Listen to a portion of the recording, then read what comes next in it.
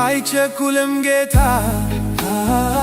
አርፍዶ ይነሳል፣ ግን ማንም አይቀድመው በጊዜ ይደርሳል።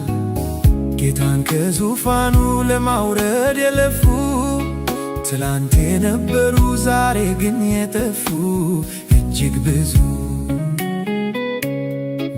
ናቸው።